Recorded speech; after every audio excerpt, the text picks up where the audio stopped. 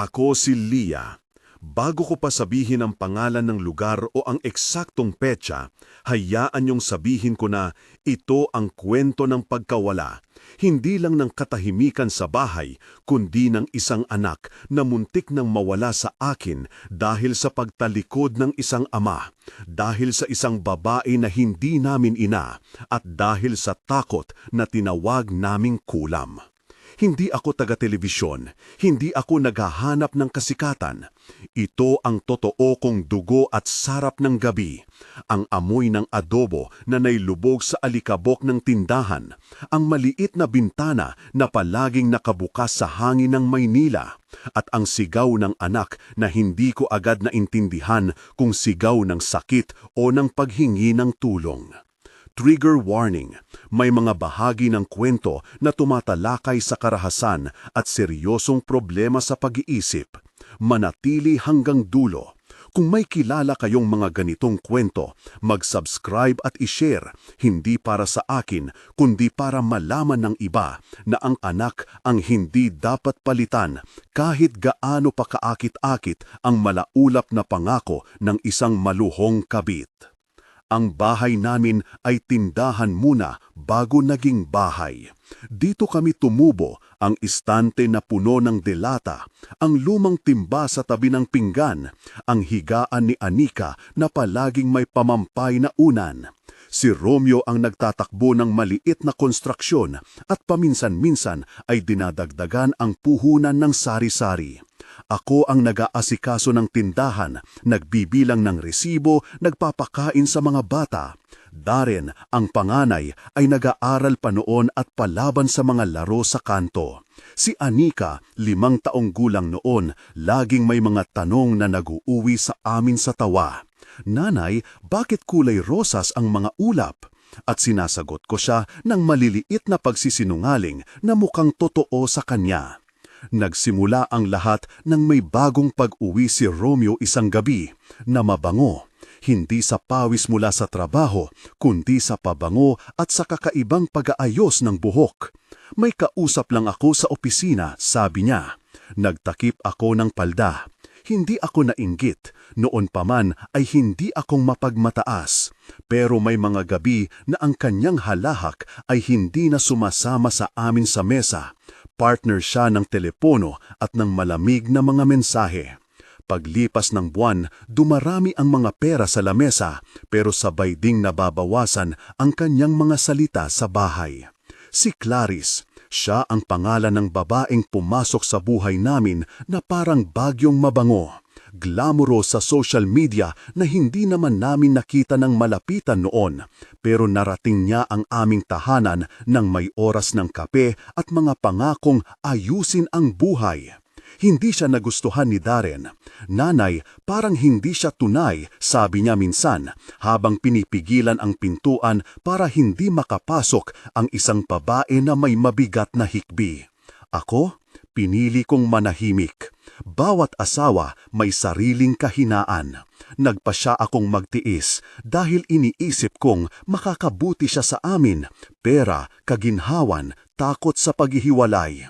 Naiisip ko pa noon na mas okay ang anak na may sapat na pagkain kesa sa isang matatag na ama na maghihintay. Mali ang isip ko noon. Hindi ko napansin ang maliit na bagay na unti-unting kumakain sa pagkatao ni Anika.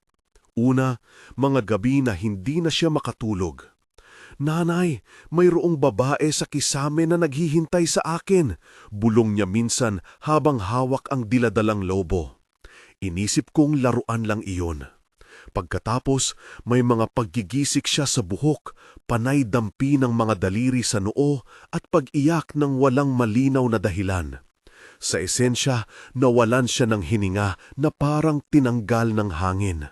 Darren ay nag-aalala at ako'y napipilitang magpakatatag. Pinapalakas ko ang sarili na tulad ng nagtinda ng mais sa ilalim ng araw, dapat may ngat-ngat, hindi pa nagpapapawi sa mga sugat. Sinubukan namin sa una ang doktor. Sinabihan kami ng pediatra ng isang payo na tila antas ordinaryo. Obserbasyon, kalmadong routine, pagsusuri kung may mga medical na issue. ngulit hindi nawawala ang mga gabi ng pag-igting. Minsan, nagigising ako sa gitna ng gabi dahil sa malakas na iyak ni Anika. At nakikita ko siyang nakatungtong sa gitna ng sala, nakatitig sa dingding, parang may sinusundan na hindi nakikita ng iba. May pumapasok sa kwarto ko, sabi niya na may takot. May buhok na umaakyat sa kisame. Ilang kapitbahay ang nagmumungkahi, baka nananaginip lang siya o baka may problema sa pag-iisip. Ang salita na sakit sa pag-iisip ay mabigat sa akin. Hindi ko nais na idikit iyon kay Anika na ang mga mata ay kasing lalim ng aking lungkot. Pero nang unti-unti ring nagbukas ang bibig ng isang matandang kapitbahay at sabihin ang pangalan ni Nanay Dina, nag-init ang dugo ko. Si Nanay Dina ang aking biyenan, ang matandang may maliit na kubo sa likod ng aming property. Nakikilala siya sa baryo. Kilala sa panghihikayat, sa pag-aalaga ng bulaklak at sa mga kwento ng mga pamamanik. Siya rin ay isang taong nagdaan sa maraming pagdurusa at may sariling anyo ng katarungan. Hindi ako kagalit sa kanya noon. Ang kurva ng kanyang ngiti ay may tinik, ngulit may lambing sa paraan niyang mag-alaga ng mga halaman. Ngulit nang marinig ko ang kanyang pangalan na sinasabing may ginawa, may nabagong bagay sa akin. Isang paghahalo ng pag-asa at takot. Hindi namin agad pinaniwalaan ang ideya ng kulam. Sa simula ay isang kwento lamang. Baka may albularyo kayo na pwedeng puntahan, sabi ng kapitbahay na ang mga pangungusap ay naglalakad sa hangin na parang usok. Hindi kami agad lumapit sa albularyo dahil alam namin na sa baryo ang ganitong paniniwala ay may dalawang muka. Nagbibigay ka ng pag-asa pero minsan din nag-uudsa ng sakim at paghihigante. Pumasok si Mang Boboy sa aming buhay ng may mga dahon at usok. Hindi ko siya inilagay sa entabla ng kwento. Dumating siya na may simpleng pamamaraan na may respeto. Hindi namin hiniling sa kanya ang mga ritual na hindi dapat ilahad sa salita. Ikinuwento ko lang ang kanyang presensya. Inaampun niya ang mga pag-iiyak ni Anika, pinapakinggan ang mga di malay na mga kwento ng bahay at naglalagay ng mga palamang amoy. Hindi para turuan ang iba kung paano gawin, kundi para mailarawan ang takbuhan ng aming pag-asang tao. Sa mga oras na iyon, may kakaibang pag-uusap sa pagitan ni Romeo at Clarice. Nababalisa ako na siya ang nagiiwan ni Anika sa gabi, nagpapadala ng alaala na ang anak ko ay hindi na prioridad. May mga gabi na umalis siya ng maaga at bumabalik ng hating gabi. Mabango, maputi ang kamay, may halik na hindi para sa akin. Nagbago ang ating tahanan. Ang kusina ay malinis na. Ang lamesa puno ng mga regalo para sa isang babaeng hindi namin kilala.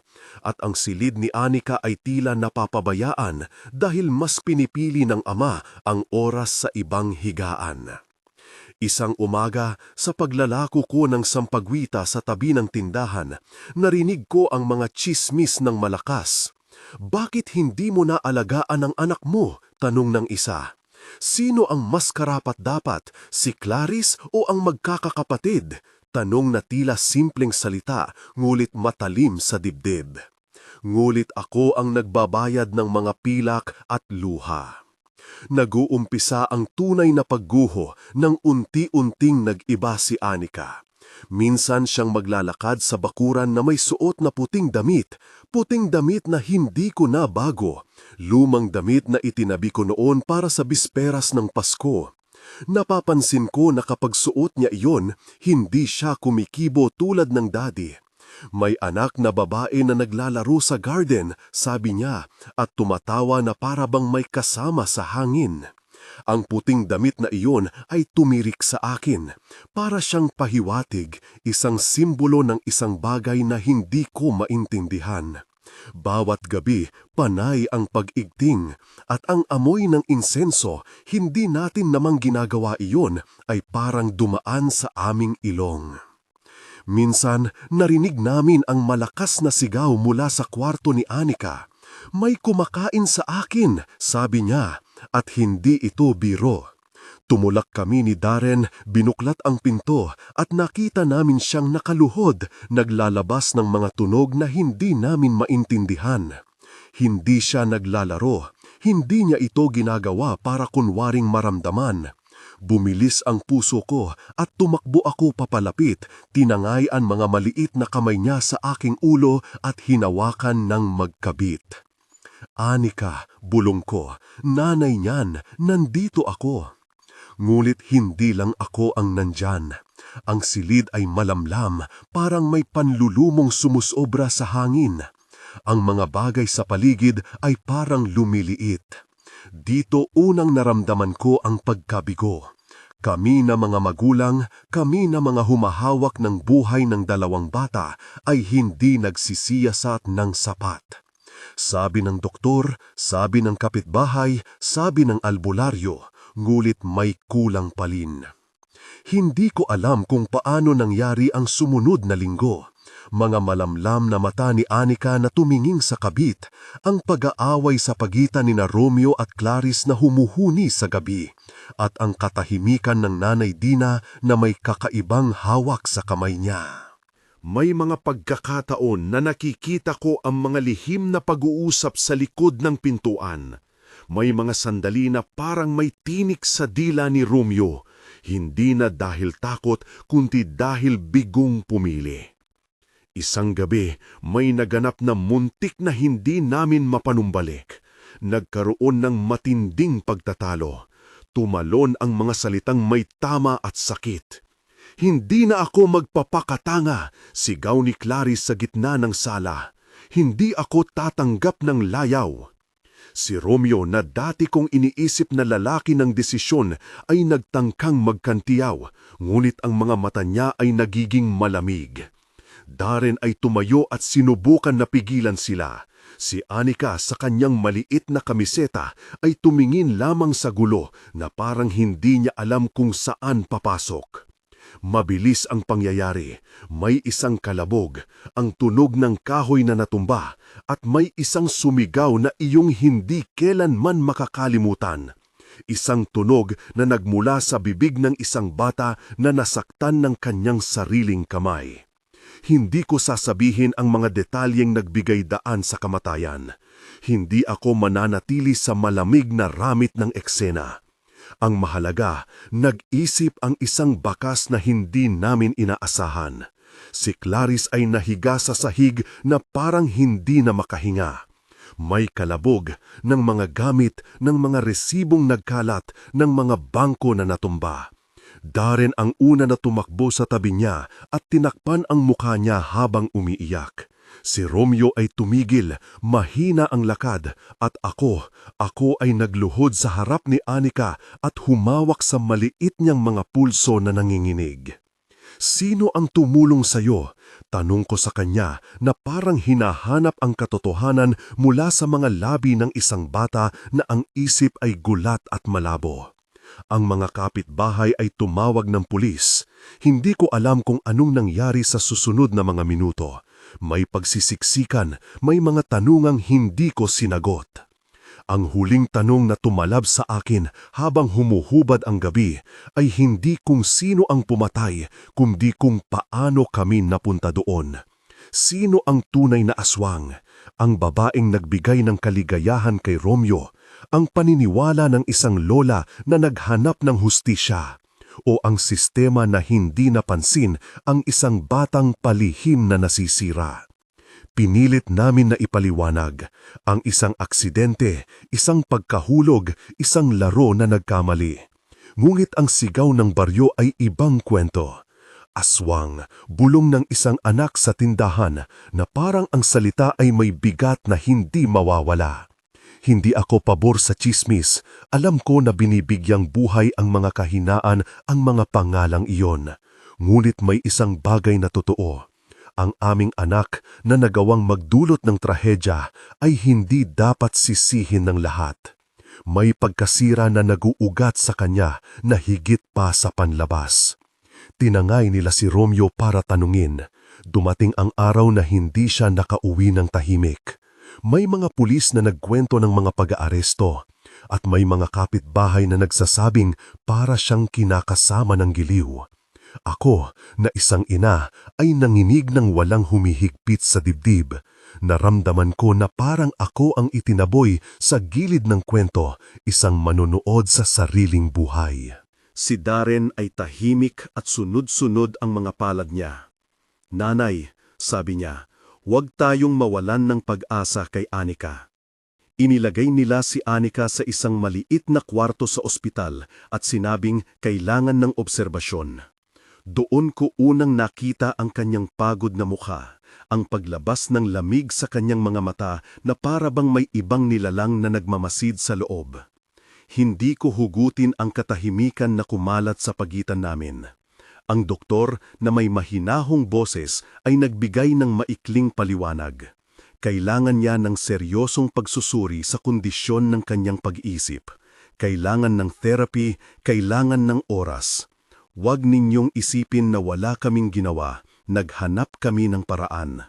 Ngunit ang kalaunan ay hindi kami makapaghugas sa katotohanan na may pagkukulang, at ang pagkukulang na iyon ay nagbunga ng isang buhay na hindi na maibabalik. Nag-umpisa ang mga sumunod na buwan na parang isang paglalakad sa putik. May mga pagbisita mula sa lola. Si Nanay Dina ay dumating na may tahimik na kamay at walang katagang paghingi ng kapatawaran. Hindi ko alam kung anong nangyari sa kanya sa gabing iyon. Siya ay lumapit, tumingin sa akin at tila may mabigat na tinik sa ngipin niya. Hindi siya pumayag na magsalita ng diretsyo. Basta, sabi niya na may pagtitiis, ginawa ko ang kailangan. Hindi ko tinanong ng malalim ang kanyang ginawa. Sa puso ko may 5 hamon na kinailangan kong harapin. Ang pag-aalaga kay Anika, ang pagkawala ng asawa, ang pagbuo muli ng negosyo, ang hirap ng pag-aresto at ang pagharap sa sarili kong pagkamali. May mga gabi na umiiyak ako sa kama habang hawak ang lumang puting damit ni Anika na may maliit na amoy ng sinabon. May mga umaga na sinasalubungan ko ang araw para magbenta ng tinapay.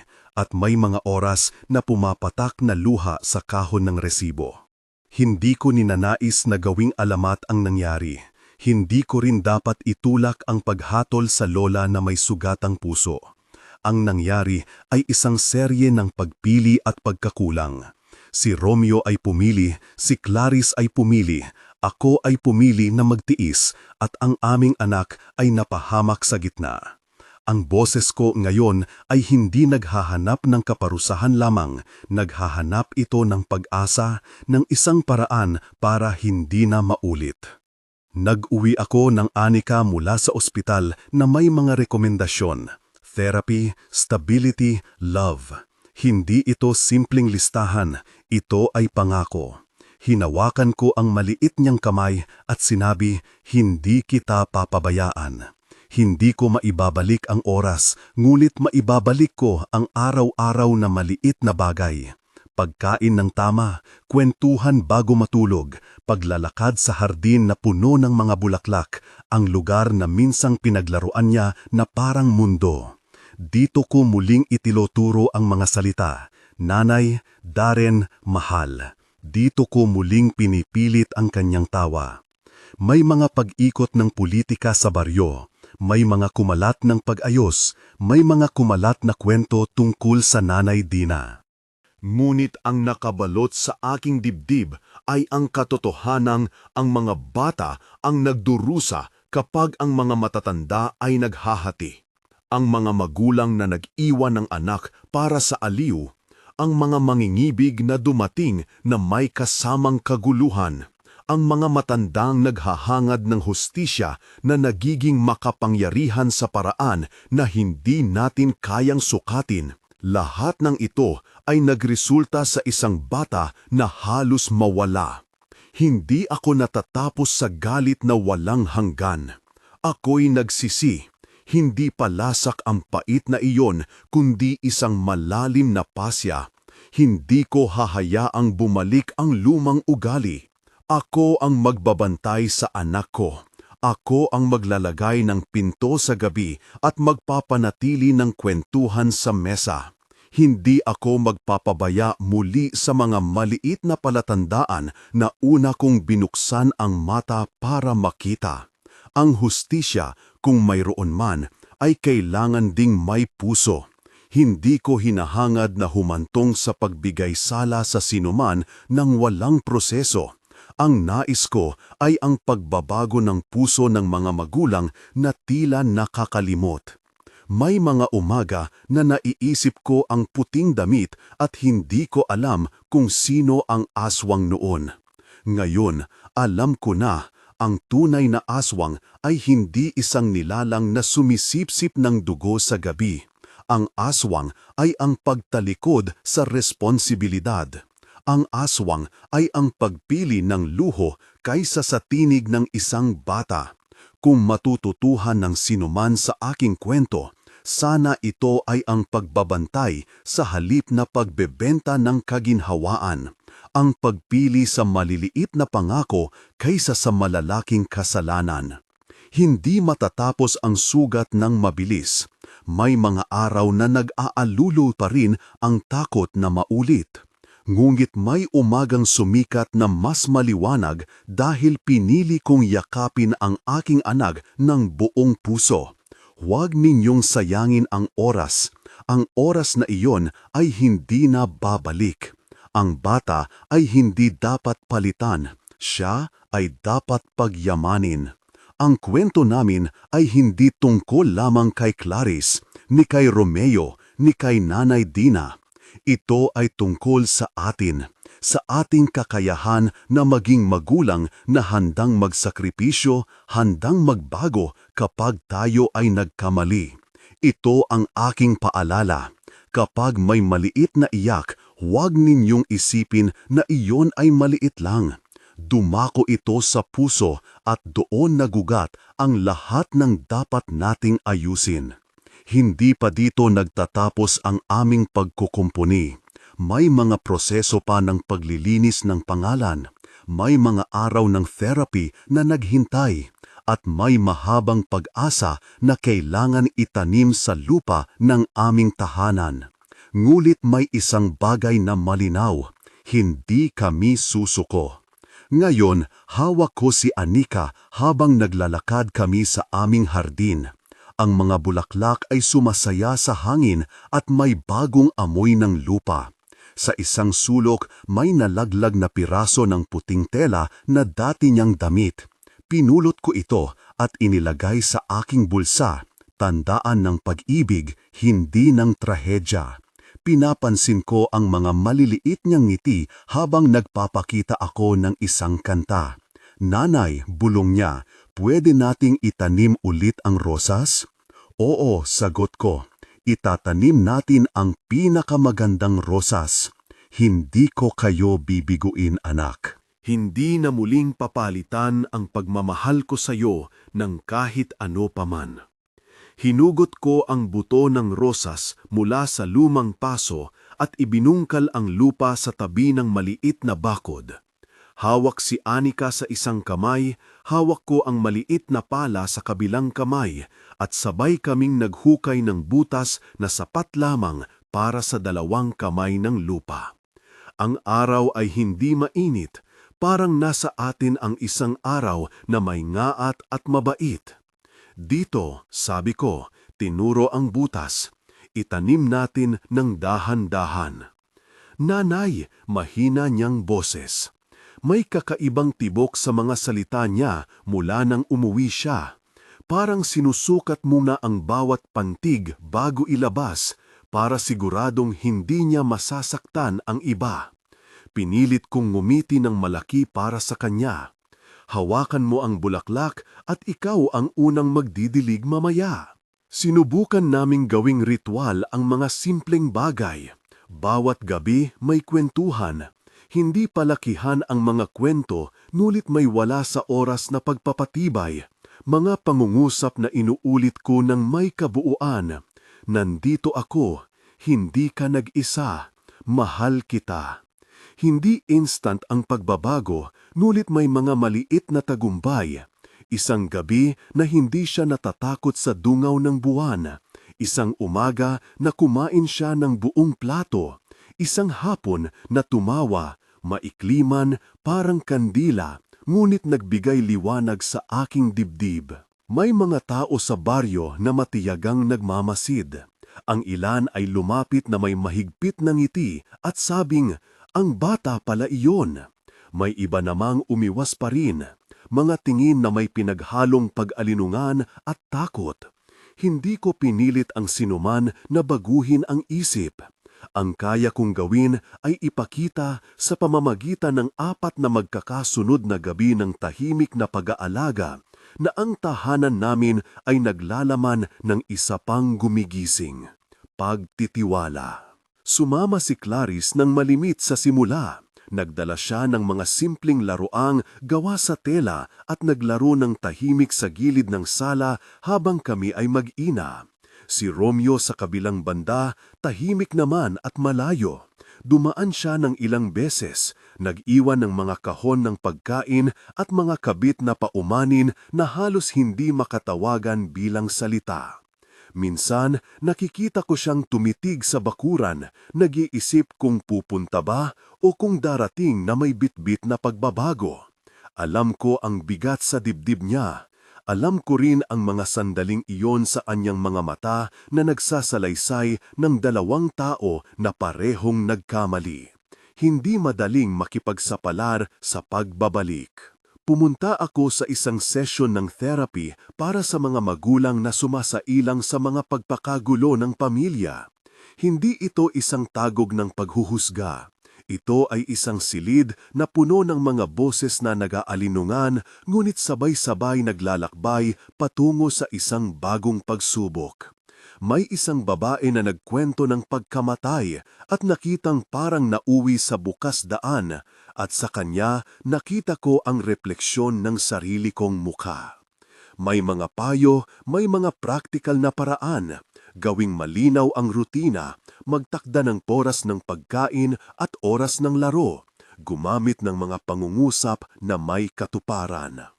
May mga pagkakataon ding matutong huminga ng malalim bago sumagot sa isang malakas na iyak. Ilang buwan ang lumipas at natuto kaming magbasa ng mga maliliit na palatandaan. Kapag kumalam ang kanyang paa sa meeting laruan, marahil ay gutom. Kapag tumingin siya ng malayo sa bintana at hindi kami minamangkot, marahil ay inaalala niya ang mga biglaang pag-alis. Natutunan ko ring bigyang pangalan ang kanyang takot. Takot si Anika sa ingay ng bote kapag malakas ang hangin. Pagkakaroon ng pangalan, nagiging mas madaling lapitan. Isang araw, may dumating na sulat, opisyal, may selyo na nag-uulat ng isang pagdinig. Hindi ko inaasahan ang ganitong bilis, ngunit alam kong kailangang dumaan sa proseso ang mga bagay na iyon. Naglatag ako ng mga damit na malinis at inihanda ang Anika ng maaga. Hindi para sa korte, kundi para sa isang araw ng pagharap, para sa kanya at para sa kami bilang pamilya. Sinambahan niya ako, maliit na kamay na nakayakap sa aking daliri at sa buong daan hanggang sa pinto ng gusali na puno ng mga salitang hindi ko lubos na nauunawaan. Nag-umpisa siyang kumanta ng isang bagitong tugtugin. Tahimik siya at tila kinakalkula ang bawat nota. Napangiti ako nang hindi ko namamalayan at binilisan ang paglalakad. Sa pagdinig, hindi ako naghanap ng tagumpay ng mga formalidad. Hinanap ko ang katotohanan ng aming pagkakumpani. Nagsalita ang abogado ni Nanay Dina, may mga records, may mga deklarasyon. May mga taong nagsasabing hindi sapat ang aming pag-iingat noon. May mga nagsasabing walang puwang ang pagkalito. Ako ay tumayo at nagsalita, hindi upang mag-akusa lamang, kundi upang sabihin ang aming katotohanan. Na kami ay nagbago, na kami ay kumikilos para sa kapakanan ni Anika, at na ang pinakamainam para sa bata ay ang kapayapaan, kaligtasan at pagmamahal na matatagpuan sa isang tahanan na may taong handang magbago. Hindi madali ang mga salita. May mga pagkakataon na ang aking tinig ay nanginginig. Ngulit hindi ko ipinahintulot na ang pagiging mahihina ko ang maging dahilan upang mawalan siya ng boses. Paglabas namin mula sa gusali, hinawakan ni Romeo ang aming kamay. Hindi ito isang malaking sandali ng pagkakaroon ng kumpletong kapatawaran, ngulit may isang tahimik na pangako sa paraan ng pagliko ng kanyang pisngi. Mayroong hangaring na bago. Naglakad kami pauwi ng magkakapikit-pikit, para sakin parang unang beses na muli. Hindi nagsimulang mawala ang mga bulong sa baryo. May ilang tao pa ring hindi makalimot, ngunit may ilan din nagbago ang tingin. Nakita ako ng isang kapitbahay na may dalang sopas at nangahiting nagsabing, "Alam ko na mahirap, ngunit nandito kami." Maliit na pananalitang iyon ang pumipigil sa akin na matumba tuwing gabi. Dahan-dahan ang pagtitiwala ay nabubuo, hindi dahil sa lalak ng pagsisisi, kundi dahil sa katibayan ng araw-araw na pagkilos. Si Anika ay muling nag-umpisang pumasok sa maliit na silid-aralan sa barangay. Isang tahimik na klase na unti-unting pino ng mga laruan at mga batang natututong magbilang. Hindi kami nagmadali. Isang oras lamang sa simula, pagkatapos ay dagdag kaunti. Nakita ko ang mga mata niya habang lumalapit. May pag-aalinlangan, mulit may pag-usisa rin. Sa unang pagkataon, pinilit niya na magbahagi ng isang candy sa isang kaklase. Hindi ito malaking bagay para sa iba, ngunit para sa kanya, ito ay isang tulay sa ibang mundo. Lumipas ang isang taon. Maraming gabi pa rin ang hindi maalis ang aking pagtulog. Mga panaginip ng puting damit, mga tanong na walang sagot, mga alingaw-ngaw ng nakaraan. Ngulit mas marami rin ang mga umaga na may amoy ng bagong lutong tinapay at ng bulaklak na itinanim namin na ngayon ay may isang maliit na puting usbong. Ang hardin ay naging sagrado, isang lugar kung saan hindi lamang itinatanim ang mga rosas, kundi ang mga pangako. Dito ako naglalakad tuwing umaga bago bumalik ang ingay ng mundo. Dito ko sinasabi sa sarili kong muli, hindi na mauulit. May mga pagkakataon na ang lumang galit ay bumabalik at naaalala ko ang mga imahe ng paghihiwalay na nagdulot ng pinsala. Ngulit natuto akong gamitin ang galit na iyon bilang enerhiya para magbago, hindi para sirain. Pinapakita ko sa mga anak ko na ang pagkakasala ay hindi katapusan. Ang pagkilos na sumusunod sa pagkakasala ang tunay na mahalaga. Noong isang hapon, dumating si Nanay Dina sa aming pinto. Hindi ito dramatic, wala siyang dala maliban sa isang maliit na supot ng prutas at ang kanyang tindig na parang lumang punong nababagag, nulit buhay pa rin.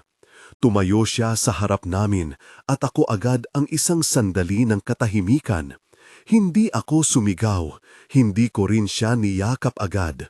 Uminga siya at humingi ng tawad, mga salitang sobrang simple at, sa kabila nito, napakahirap aminin.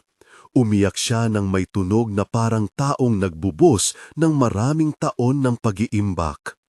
Sinabi niya, "Hindi ko alam kung paano nagsimula, nagkamali ako, hindi ko inakala." May kalungkutan sa kanyang tinig, ngulit may elemento rin ng kahinahunan.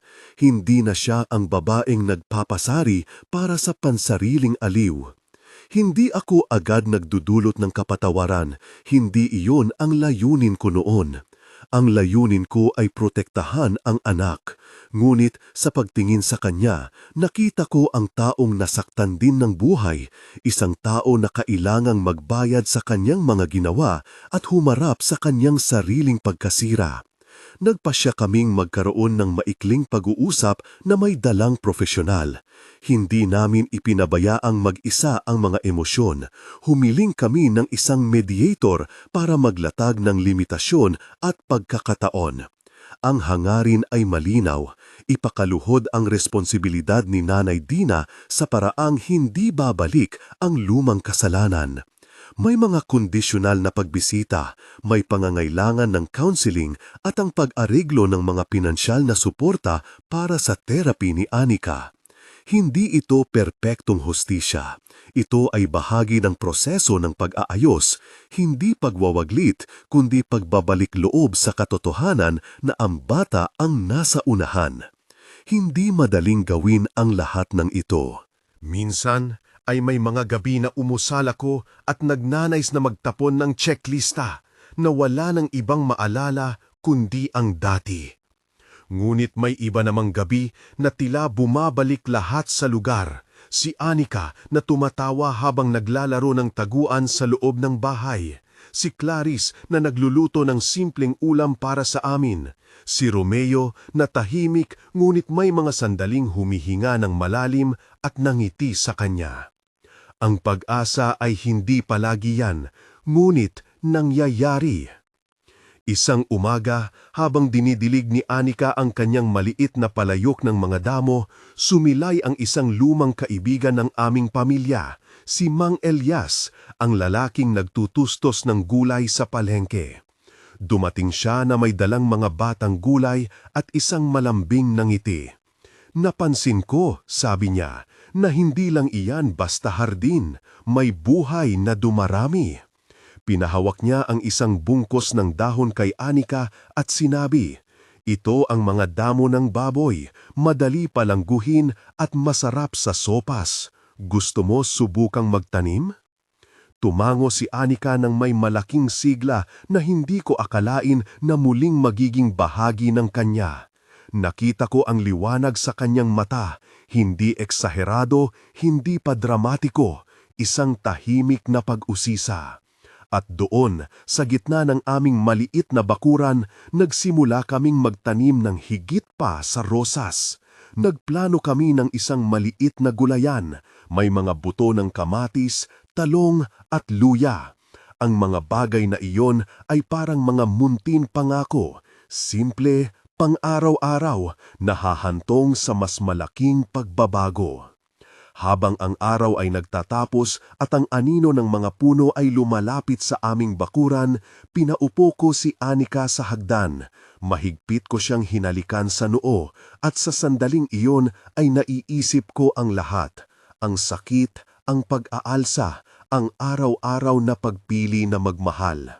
Sa pag-ikot ng mundo, maaaring hindi namin mabago ang nakaraan, ngunit may kapangyarihan kaming baguhin kung paano kami magpapasya sa bawat bukas. "Nanay," tanong niya, habang nakatingin sa bagong usbong ng rosas, "malaki ba yang magiging magandang bulaklak?" "Oo," sabi ko, "at aalagaan natin siya araw-araw, katulad mo." Tumingala siya at ngumiti. Hindi pangungusap lamang, kundi isang maliit na pangakong bumabalik sa akin sa bawat paggising. Ngunit alam kong kailangan pa namin ng maraming araw para tuluyang maghilom. May mga kurot pa rin sa puso ko at sa kanya, mga bakas na hindi madaling mapawi. Ngunit araw-araw sa mga ritual na aming tinayo, sa mga taong nagpakita ng malasakit at sa pagharap namin sa mga saglit ng kahinaan, unti-unti kaming bumabangon. Hindi ko pa matatapos ang lahat ng pagbabagong ito. May mga pagdinig pa rin darating, may mga therapy sessions na kailangang tapusin, at may mga araw na ang lipunan ay magmumukhang mabigat pa rin. Ngunit habang hawak ko si Anika at pinapalanggoy ang kanyang maliit na ulo, alam kong ang pinakamahalaga ay hindi ang bilis ng pagpapatulog sa iba, kundi ang bawat araw na pinipili naming magmahal at mag-alaga ng may buong loob. Ang gabi ay dahan-dahang bumaba. Ang ilaw sa loob ng bahay ay tila anino ng mga nakaraang taon, ngunit sa bawat sulok may munting patak ng liwanag. Hinipan ko ang bulaklak at ang rosang itinanim namin ay parang sumagot. Isang maliliit na talulot na bumuka, nagmumukhang payat ngunit matatag. Akala ko noon ay nagsisisi ako sa bawat hakbang. Ngayon, may ibang pakiramdam, pag-asa na may trabaho pa para gawin. At iyon ang pipiliin ko tuwing umaga, ang magtrabaho para sa pag-asa. Nagluklok ako sa upuan sa labas, tinantya ang mga bituin at inisip ang mga darating na araw. Sa aking puso may panibagong panata, hindi lamang para protektahan si Anika, kundi para maging halimbawa sa iba na ang pagkakamali ay hindi huling salita kung susundan ng gawa. Ngunit bago pa man ang mga dakilang pangakong iyon, kailangan muna naming tanggapin ang maliliit na tagumpay, ang unang ngiti sa umaga, ang unang salita na hindi nagtatakot, ang unang sandali na walang puting damit sa aking panaginip. Sa pagpasok ng dilim, dahan-dahan na pahiga si Anika sa tabi ko. Ang kanyang hininga ay tuloy-tuloy at ang mga daliri ay nakayakap sa ilalim ng aking kamay. Napangiti ako muli. Ito ang sandali ng katahimikan, hindi perpekto, ngunit totoo. Hindi ako magsasawalang pag-asa, hindi kami susuko. At sa susunod na bukas, may mga buto pa kaming itanim. May mga kwento pa kaming iibigin. May mga dulo pa kaming kailangan buuin. Ang hardin ay tahimik habang naglalakad ako papasok ng bahay. Ngunit sa ilalim ng katahimikan ay may buhay. Isang buhay na dahan-dahang sumusubok na maghilom at magpatuloy. Hindi pa kami dulo, ngunit hindi rin kami nawawalan ng direksyon. Sa pag-ikot ng gabi, pinangarap ko ang mga susunod na umaga, mga umagang puno ng amoy ng sariwang lupa, ng tinapay, ng pagsisimula. At sa bawat isa sa kanila, ipapangako kong lalakad ako kasama ni Anika, hakbang-hakbang, hanggang sa mabuo ang bagong tahanan na aming pinapangarap. Kinabukasan, nagising kami sa isang liwanag na mas bayayad kaysa sa dati, parang isang pangakong hindi gumuho. Si Anika ay nagising ng maaga, kumakaway ng maliit habang nangangiti. Ang buhok niyang magulo sa unan ay mistulang sinulid ng araw. Inabot ko ang kamay niya at niyakap ng mahina. Hindi na ako natatakot sa tunog ng kanyang paghinga. Natutunan kong pakinggan ang ritmo ng kanyang katahimikan at ang maging hawang kumpas nito. Ang mga unang araw ay puno ng maliliit na ritual. Gumising kami, naghilamos, nagkape ako habang siya ay kumakain ng tinapay na may palaman ng kamatis mula sa aming bakuran. Pinagmasdan ko siya habang kumakain, ang kanyang mga daliri na may kaunting dumi ng lupa, ang mga paa na nakakapit sa carpet na medyo luma, at ang mata niyang nagliliwanag kapag tinutukoy ko ang mga bagong usbong sa labas. Tuwing may maliit na tagumpay, isang hindi patakot na tawa, isang maayos na salitang salamat, isang gabi na tulog ng hindi gumigising dahil sa bangungot, pumipintig sa dibdib ko ang isang bagay na mas malalim kaysa sa kaginhawaan, isang takdang oras ng pagpapasalamat at pagpupunyagi. Nagpatuloy ang therapy. Hindi ito isang solong sesyon na may kahima-himala, kundi isang serye ng mga paghanda. Araw-araw na pagkilala sa mga pagod ng nakaraan, pag-aaral ng mga bagong kasanayan sa pagharap sa galit, at ang simpleng paggawa ng plano para sa mga sandaling muling sumiklab ang takot.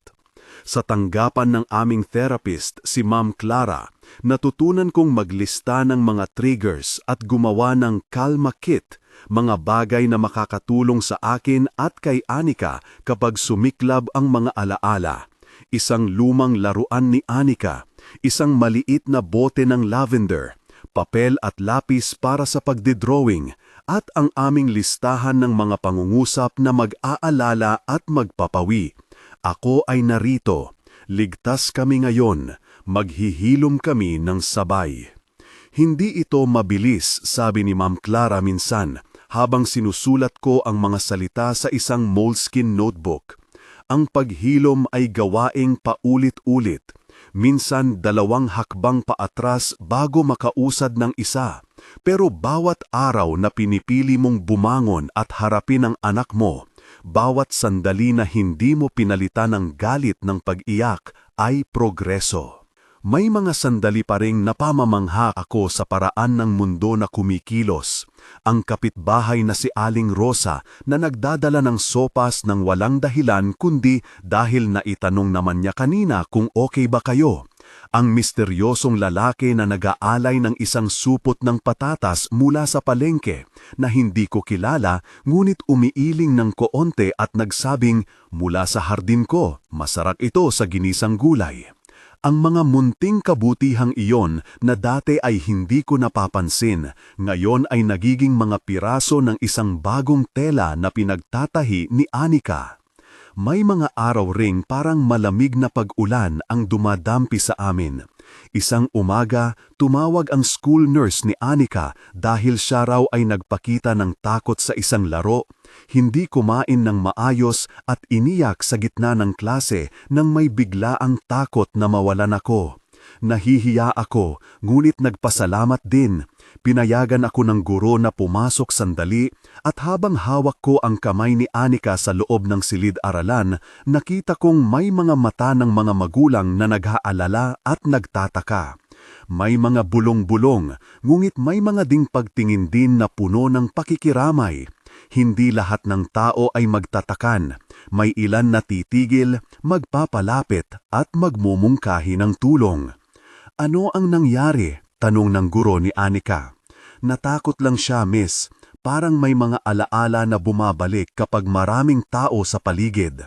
Inilagay ko ang balikat ko sa kanya at pinilit kong ngumiti. Okay siya, kasama ko siya ngayon. Ang takot na iyon ay hindi laging nakikita sa labas.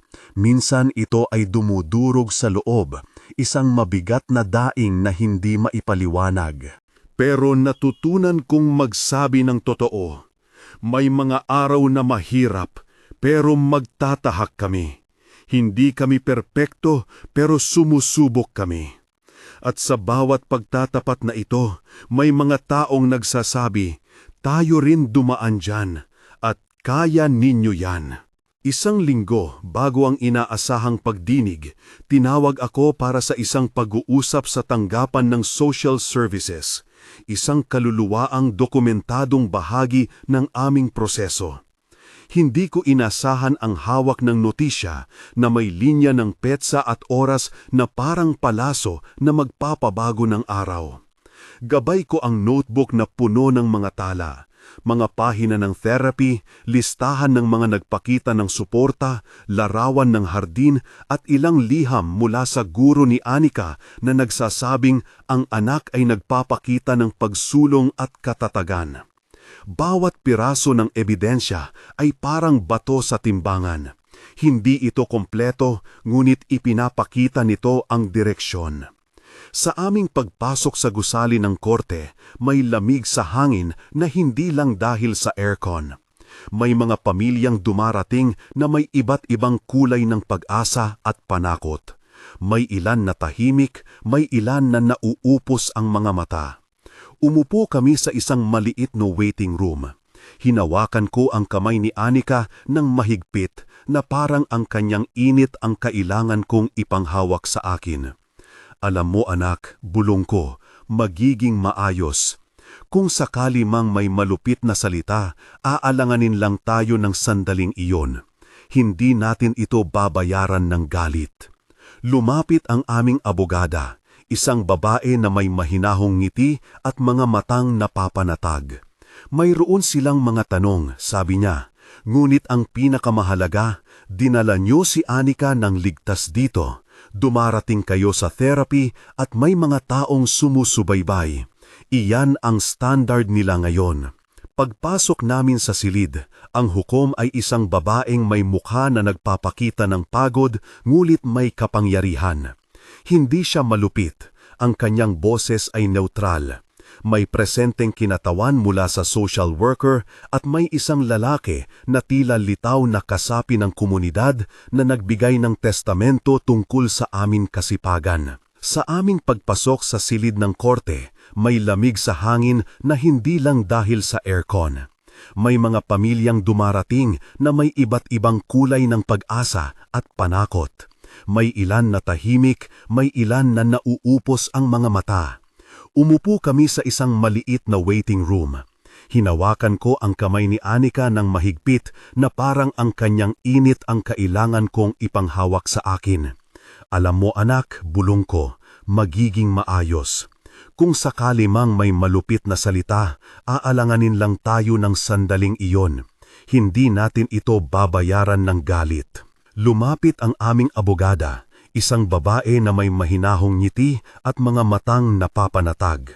Mayroon silang mga tanong, sabi niya, ngunit ang pinakamahalaga, dinala niyo si Anika ng ligtas dito, dumarating kayo sa therapy at may mga taong sumusubaybay. Iyan ang standard nila ngayon. Pagpasok namin sa silid, ang hukom ay isang babaeng may mukha na nagpapakita ng pagod ngunit may kapangyarihan. Hindi siya malupit, ang kanyang boses ay neutral. May presenteng kinatawan mula sa social worker at may isang lalaki na tila litaw na kasapi ng komunidad na nagbigay ng testamento tungkol sa aming kasipagan. Nagulat ako nang hilingin nila ako na magsalita. Handa na ako, ngunit ang boses ko ay nanginginig sa una. Ako si Maria, simula ko. Ang anak ko ay si Anika. Nagkamali ako noon. Hindi ko inaasahan na aabot ako rito. Ngunit mula nang bumalik kami sa bahay, nagtrabaho ako araw-araw para mapabuti ang buhay namin. Nagpunta kami sa therapy, nagtatag kami ng maliit na hardin na siyang nagsilbing gamot sa amin. At maraming tao ang naging bahagi ng aming pagbabago. Nakangiti si Anika sa akin, isang maliit na kumpiyansa sa mata niya. Inilatag ko ang aming dokumento, litrato ng hardin na may mga bagong rosas, sulat mula sa guro at ilang tala ng therapy. Hindi ko hinihingi na agad niyong ibalik ang lahat, pagdagdag ko, at tinukod ng aking tingin ang hukom. Ngulit hinihingi ko ang pagkakataon na ipakita na kaya kong mag-alaga. Handa akong sumunod sa anumang mga rekomendasyon at hihingin ko rin ang aming karapatan na mapasa akin ang pag-aalag sa anak ko. Nagkaroon ng maikling pag-uusap. Marami silang tanong tungkol sa aming plano. Mga oras ng pag-aalaga. Sino ang makakatulong kung kailangan namin ng crèche? Paano namin haharapin ang pinansyal na pangangailangan? Sinasagot ko ang bawat tanong ng tapat, minsan na may paghihikab sa boses pero may isang matibay na tono. Hindi ko babaliwalain ang bawat detalye. Ipinakita ko ang listahan ng mga taong sumusuporta, ang aking commitment sa therapy, ang plano namin para sa paaralan at kalusugan ni Anika. Nang matapos ang pagdinig, hindi nagbigay agad ang hukom ng pinal na hatol. Nangako siya na susuriin ang mga ebidensya at magpapasya batay sa kapakanan ni Anika. Lumabas kami ni Anika na may halong pag-asa at kaba. Nanay, tanong niya habang naghihintay sa labas, kakain tayo ng sorbetes mamaya? Napangiwi ako. Oo anak, kung okay sa'yo, kakain tayo. Sa pag-uwi, napuno ang amoy ng aming munting kusina ng tinapay at bagong kape. Nagdala si Aling Rosa ng sopas, si Ellie ang naghugas ng maliit na paso at may mga liham pa mula sa ilang kapitbahay at guro. Ang mga bagay na iyon ay hindi babayaran ng pera. Sila ay patunay ng isang bagay na mas malaki. Kabilang kami sa isang komunidad na handang tumulong. Lumipas ang mga araw, ang hardin ay unti-unting nagbubunga ng mas marami pang buhay. Ang mga kamatis ay lumalaki sa mababang poste, ang luya ay nagpapakita ng maliit na dahon, at ang rosas ay dumami ang talulot. Si Anika ay nagkaroon ng maliit na gawain, pagdidilig tuwing umaga. Binibigyan ko siya ng maliit na watering can na kulay asul at tinuruan siyang magbilang ng 5 beses bago mag-angat ng tubig para hindi mapuno ang lupa. Sa kanyang pagiging maingat, natutunan din ako na maghinahon, hindi lamang sa hardin kundi sa sarili. Gayunpaman, hindi mawawala ng ganap ang mga bangungot. Isang gabi, nagising kami ni Anika dahil sa malakas na ingay mula sa labas, mga kalaban ng nakaraan na kumakampante sa mga bintana ng aming alaala. Tumakbo ako agad sa kanya at niyakap ng mahigpit. Ang hininga niya ay mabilis, ngunit unti-unti kong dala siya sa Calma Kit. Pinakita ko ang maliit na laruan, pinatak ng lavender sa kanyang pulso at sinabing mga pangungusap na paulit-ulit naming sinasabi. Minsan, ang pag-ibig ay hindi pilak o diamante. Ito ay isang diwa ng pag-uulit ng mapagkalinang kilos. Isang umaga, habang naglilinis kami ng dahon sa hardin, dumaan si Mara, ang kaibigang nagbigay ng mensahe dati at humawak ng isang maliit na supot. Mayroong libreng pagsasanay sa community center, sabi niya. Hindi ko alam kung interesado ka pero maaaring makatulong sa pangkabuhayan. Napatigil ako. Ang ideya ng pag-aaral muli ng paglabas sa araw para matuto ay nagdudulot ng panibagong takot at pag-asa ng sabay. Anong klaseng pagsasanay? Tanong ko.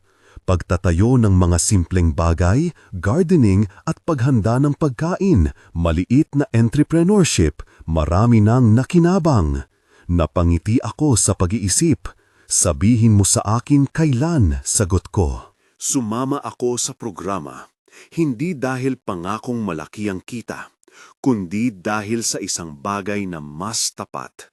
Ang pagnanais na magkaroon ng sapat na kakayahan para matustusan ang maliit naming tahanan at ipakita sa sarili ko na may kakayahan akong magsimula muli.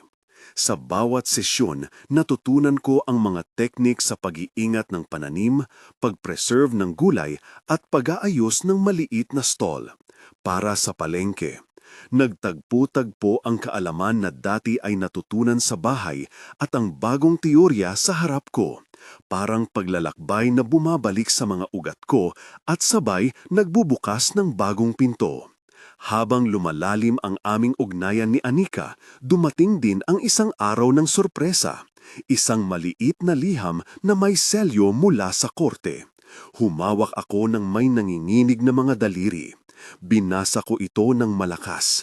May petsa para sa susunod na pagdinig, ngunit may kasama ring note na maaaring ikonsidera ang proyektong Harden bilang bahagi ng aming pag-uusad sa komunidad. Hindi ito hatol, isang paalala na ang mundo ay hindi nagtatapos sa isang kasaysayan ng pagkakamali. May mga sandaling kailangan ko pang patunayan ang sarili, hindi para sa mundo, kundi para sa anak kong nakatipig sa akin na may buong pagtiwala. Bago umabot ang araw ng pagdinig, nagdesisyon ako na gawin ang isang maliit na seremonya sa aming Harden. Tinipon namin ni Anika ang mga natitirang buto, ilang kamatis, luya at mga herbs. Naglagay kami ng maliit na palatandaan na aming isinulat. Pag-asa, pananim ng bagong umaga. Pinahatid ko ang kanyang mga kamay sa lupa. Pinakita ko kung paano maghukay ng tamang lalim at itinuro ang isang panalangin na hindi perpekto ngunit totoo. Salamat sa lupa, tulungan mo kaming lumago. Hindi namin sinasadyang manalangin sa isang abstrakto, kami nananalangin sa gawa. At yon ang pinakamahalagang uri ng panalangin para sa akin. Panalangin na may mga kamay na nagtatanim at lumilinis. Ang gabi bago ang pagdinig, hindi ako nakatulog ng maayos. Pinagmamasdan ko ang maliit na kamay ni Anika na nakapikit sa tabi ko. Iniisip ko ang lahat ng posibilidad. Ang kabutihang maaaring mangyari, ang pagkalungkot na maaari ring pumasok. Ngunit sa kabila ng takot, may isang kasiguraduhan. Ako ay nagbago sa paraan na pinipili kong mag-alaga at magmahal. Sa panahong iyon, alam kong kahit ano paman ang kahihinat ng pagdinig, ang bawat buto na itinanim namin ay magkakaroon ng pagkakataon na mabuhay. Umaga na nang kami maglakad patungo sa korte, parehong may dalang tubig at isang maliit na kahon ng tinapay. Ang init ng araw ay hindi nagdilim ng aking loob. Sa halip, parang sinasabi nito na may bagong araw na dapat harapin. Hawak ang kamay ni Anika, pumasok kami, hindi na bilang mga taong natatakot sa mundo, kundi bilang dalawang nilalang na may layunin at pag-asa. Pagkatapos ng pagdinig, bumalik kami sa bahay. Hindi ko alam agad ang magiging resultado. Ngulit sa loob ng kotse, tumingin si Anika sa akin at nagsabi, "Nanay, masarap ang umaga." Napahagikik ako. Sabi ko, "Oo." At marami pa tayong itatanim. Pinilit kong hindi mag-assume. Hinayaan ko ang mga simpleng pangungusap niya na lampasan ang takot ko. Pag-uwi namin, nag-ayos kami ng bagong bahagi ng hardin, isang maliit na kama para sa mga halamang gamot. Habang naglulubog ang araw, may lumitaw na isang maliit na liham mula sa abogada ko sa dining table. Hindi ko binuksan kaagad. Una kong pinatay ang ilaw, pinakain si Anika ng kanyang paboritong tinapay at pinatulog ng malalim. Pagkatapos ay binalik ko ang liwanag at dahan-dahang binuksan ang liham. Ito ay maikli lamang.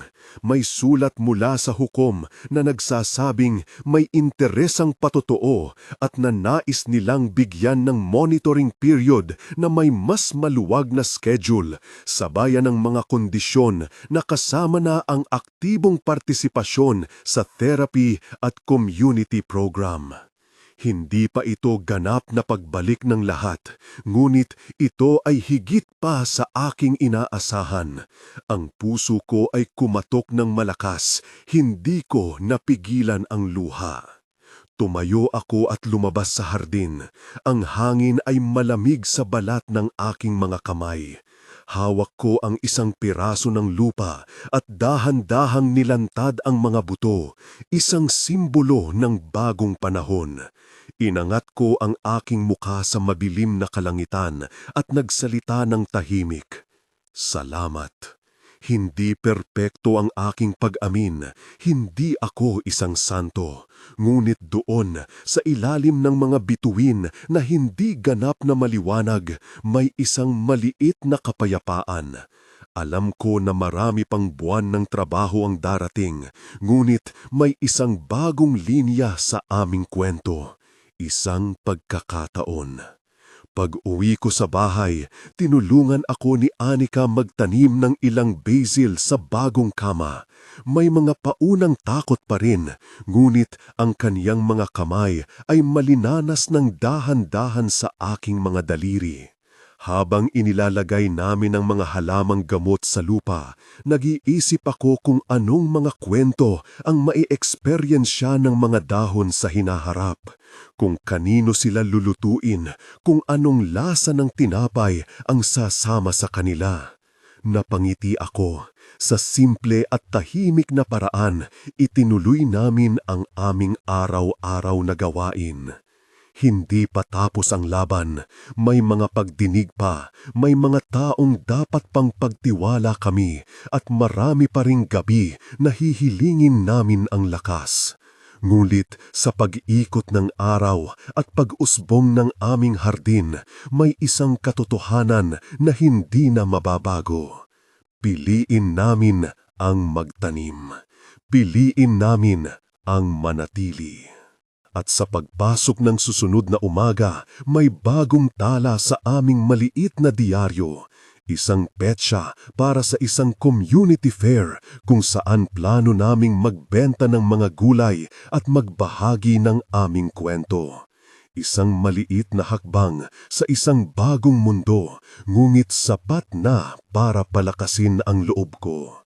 Kinuha ko ang maliit na watering can ni Anika at dahan-dahang dinilig ang bagong tanim. Hinahaplos ang lupa at sinabi sa sarili ko ng marahan, isa-isa, hakbang-hakbang.